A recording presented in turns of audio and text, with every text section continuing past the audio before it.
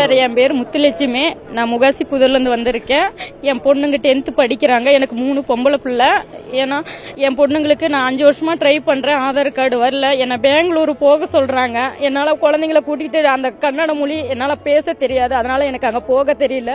அதனால் நான் இங்கே வந்திருக்கேங்க சார். என் பொண்ணுங்களுக்கு ஆதார் கார்டுக்காக நான் வந்திருக்கேன் சார். அவங்க ரெட்டை குழந்தைய இருக்கிறதுனால பேசு வந்து ஒரே மேட்சா இருக்குது அப்படின்ற மாதிரி சொல்றாங்க. ரேகை விழவும் மாட்டேங்குதுன்றாங்க சார்.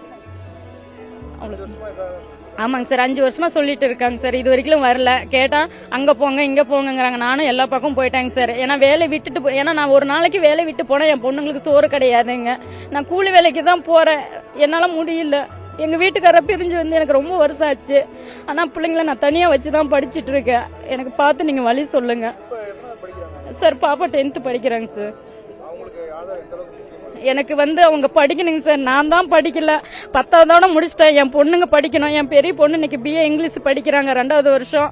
என் பொண்ணு 10th படிக்கிறாங்க. தயவு செஞ்சு என் பொண்ணுங்க படிக்கணும். என் படிக்க வைக்கிறது தான் என் வேலை.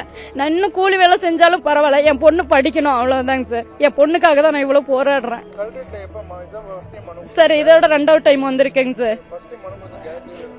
இருக்குங்க சார், வச்சிருக்கேங்க சார்.